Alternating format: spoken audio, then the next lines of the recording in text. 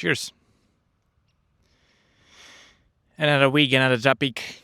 And today I want to tell you why the founder and creator of the bullet journal method is not going to tell you what I'm about to tell you in a couple of minutes. You know, tech reset is the first step on the journey towards living free with tech. It's the journey that somebody undergoes, somebody who has grown up with tech in their pockets and in hands, and they want to essentially reclaim or, I mean, relearn how to use tech because it has stopped serving them at some point. And that's my journey, and that's what I am sharing with the world via this channel and different endeavors that I decide to work on. So,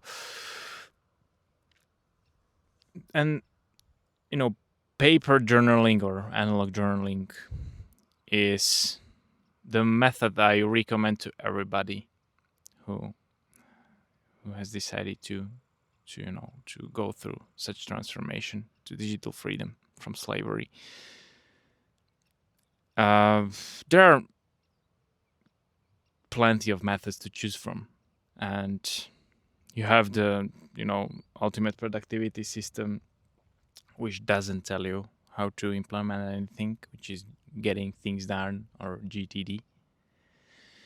And then you have something more specific, such as bullet journal, which you can imagine as a more concrete implementation of GTD.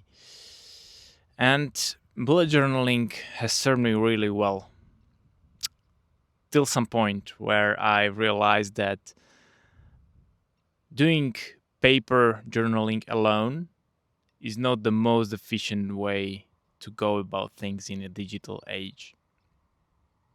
Let me tell you why. So I would like to reference something that Ryder Carroll is saying quite frequently in his, newsletter and YouTube channel, which is that you should carry a pocket notebook with you whenever away from your paper journal.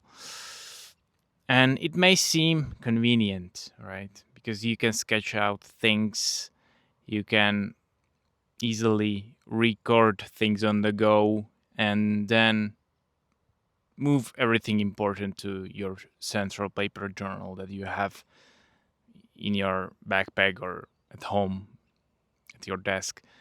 And this may work well for some of the people, but let's think about it. We have all these digital devices attached to ourselves constantly. We are going to shop for groceries, or we are going for a hike or into the gym. Um, Wherever we are going, we have either a smartphone in our pocket or a smartwatch on the wrist. So, why not leverage the benefits of these devices and their capabilities to our own benefit and just skip the pocket notebook completely? I would say that's the optimal way. And this is where freewithtech brings value as well. So, once you go through the reset phase via analog journaling, it essentially helps you slow down, become more intentional. Then you are able to reintroduce certain tools in the digital space. So they serve you and they serve your well-being. So this is where the minimal tech surface and the tools that freewithtech comes with is really helpful, I would say. And that's why I built the two Apple Watch apps, for FWT, joex, and Axis. joex for offloading, basically, so that you can stay present in the moment and be 100% focused on the activity that you are currently doing. And Axis, a 6-habit framework that allows you to live a balanced life. You essentially track just the 6 habits, which I battle tested through my lived experience. And by doing so, it allows you to reflect on your life through the lens of those 6 habits and align it in a way so you are able to complete them, eventually living a life that's more balanced, more in line with what most of people want to do. At least I believe that. And it has helped me tremendously for the past 2.5 years since the start of my transformation to track these 6 habits, which is why I'm pushing it so much. Giving you the app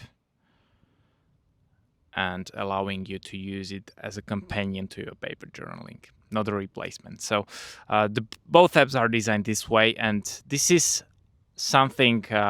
This is the way I've been thinking about digital space for a while, and essentially, since it has started serving me, this is the lens I am looking at all the apps right now.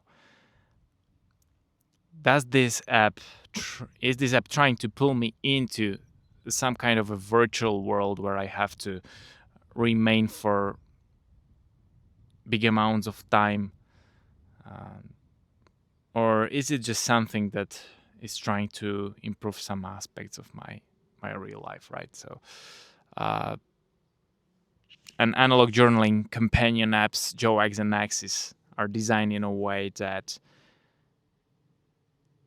they focus on the present, and they try to help you live it at its fullest. So yeah, if you're interested, go check them out. They are linked in the description of this video. And there is also like this optimized phase, which comes right after a reset and reclaim. So basically,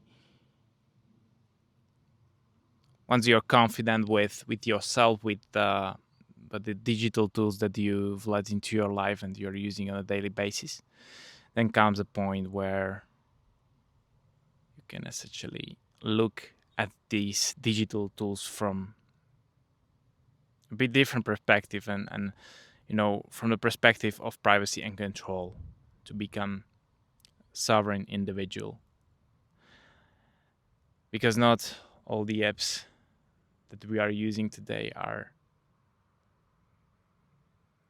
built with the best intentions. Even they look so from the outside, but inside, these are mass surveillance mechanisms that are trying to capture as much data about us as possible, to profile us, and in the end try to target us through ad campaigns. And it's on us to decide what we do with this, whether we stay in the default path or we choose an alternative which essentially respects our privacy and gives us the control. And that's why I've been thinking beyond reset and reclaim phase on the freewithtech journey. I've been trying to optimize my digital footprint in a way that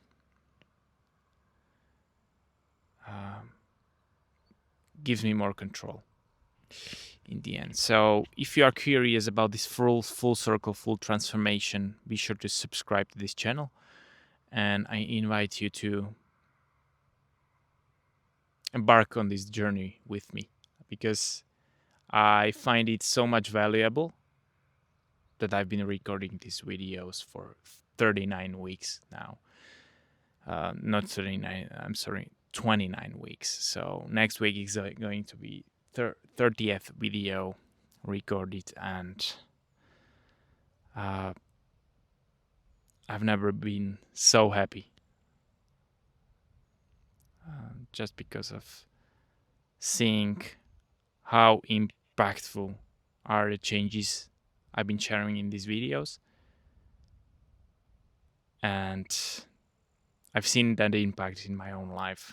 That's why I'm sharing it, and hopefully inspiring you who is watching to do similar kinds of decisions in your own life and become free with tech. So, not going far away from the tech, but incorporating it into your life in a way that serves you, ultimately your present self, and helps you amplify your well-being in the real world, not try to pull you into the digital one in such a way that you forget about the real one, which happened to me.